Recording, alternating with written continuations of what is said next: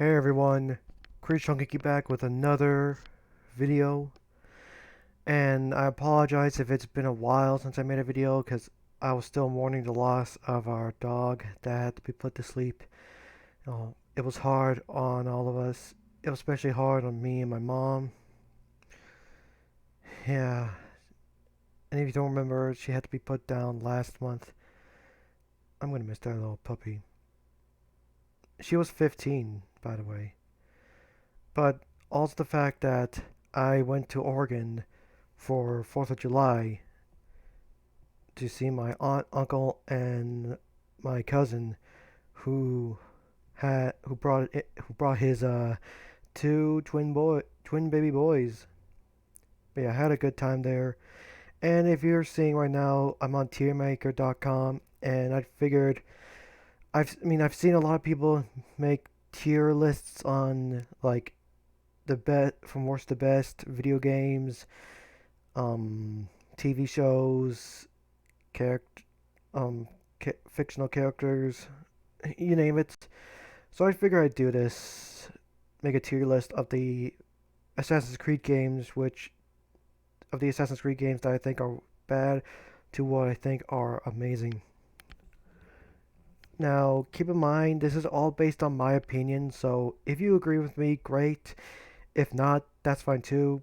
Just don't be rude, please. Do not leave mean, hurtful, or um, trolling comments because I'm not going to accept that. But again, you are free to disagree with me if you want. But again, please don't be rude. But anyway, let's just get started. And obviously, the one game that I think is the worst, Assassin's Creed Unity. Now you might think I might put it in this spot, but no, I'm putting it in the D spot. I mean, yes, Unity was patched up, or actually no, Unity did Unity was released as a buggy, glitchy mess back in 2014. And for examples that I experienced, I the character would fall through the floor, and when you're climbing a building or something, when you take damage, your character gets stuck in the falling animation and you can't move. And from screenshots I've seen, the in cutscenes the models are not complete, and all you can see are the characters' eyes and teeth, which is kind of freaky. But they did patch up this game a lot. They patched up the game and actually fixed it, making it playable.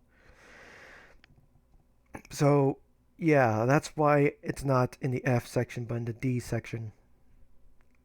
Even then, it's still not the best Assassin's Creed game. Because, like I said, it was buggy and glitchy, and if I have to guess, and I could be right, it was rushed, which is not a good thing when you're making a game. You never rush a game if it's not finished. Now, is it Sonic 06 levels of bad? No. But, anyway, enough about talking about this. On the next game, oh, almost forgot. The movement controls were not really that good because sometimes your character would jump on a ledge that you don't want him to jump on. But yeah, that's one problem. And now the other game that is slightly better but still having issues is Syndicate. Syndicate was not a buggy glitchy mess like Unity, so that's good. But it still had the two things that I wasn't a fan of.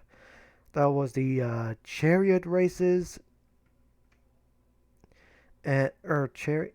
No, I'm right. Chariot races and the the same movement controls that I wasn't a fan of. But yeah, I mean, it's still slightly better than Unity, but still, I just consider this, I consider Syndicate an okay game. Not atrocious, but not the greatest. It's okay. Now for the B section, I give it to Liberation and the first game. Now, reasons why for Liberation is while the Liberation wasn't terrible, having to switch between three personas, the assassin, lady, and slave personas, I wasn't really a fan of. I can understand what they were trying to do, but I wasn't a fan of it. And the story just, I mean, it wasn't, it was just, the story wasn't terrible, but I don't play the games for the story, but yeah, it was a good game. It wasn't great, but still.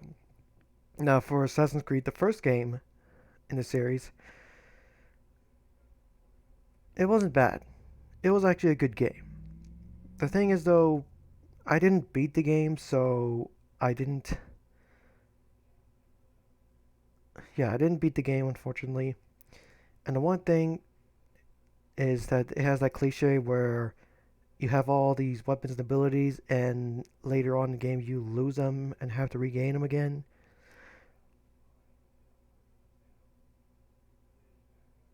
Pretty much having to complete missions to get your gear back one by one, from what I've played. Now, oh man, I don't consider myself a critic, so what I'm saying might not sound like critique, but just me nitpicking. But I don't consider myself a critic, so just let you guys know. But again, this is just a tier of what I think is the worst Assassin's Creed game to what I think is the best.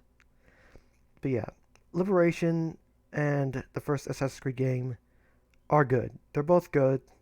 Not the greatest, but they're not as bad as Unity. Now for the A spot, I'm actually going to give it to the Ezio trilogy, which is Assassin's Creed 2, Brotherhood, and Revelations. These three games were fantastic. I absolutely love these games, and I really adore Ezio as a character. And having three games based on him is awesome.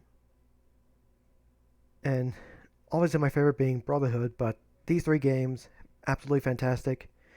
The reason why they're not in the S area is because they have those optional objectives, which I know there are going to be people that are going to disagree with me on this, but I personally found the optional objectives completely pointless.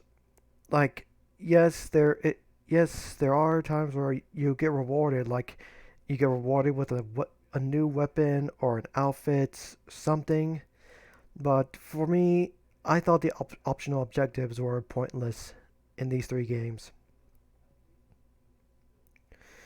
I'm sorry, guys, I just wasn't a fan of the optional objectives in these three games, as well as in Assassin's Creed 3 and Black Flag, as well as in Liberation. But anyway, now one game that is one of my all-time favorites, Assassin's Creed Origins. I freaking love this game. Taking place in ancient Egypt and witnessing the creation of the Assassin's Brotherhood, absolutely fantastic. I freaking love this. I freaking love this game. I actually beat it twice. And to be honest, I actually beat the Ezio trilogy three times. One time on their separate games. The second time was in the Ezio collection on PS3, and the third time was on the Ezio trilogy for the PS4. Now for Liberation HD, I beat it on the PS3, as well as being it when it came out with the Assassin's Creed 3 remastered game. Assassin's Creed 3 came out with, with Assassin's Creed 3 remastered had both Assassin's Creed 3 and Liberation. But okay, I'm getting off topic. I'm just gonna stop. I'm getting off topic. All in all, Origins, one of my all-time favorites. Next, I would give this to Rogue. Playing as a Templar or an assassin who went rogue and became a Templar, really great.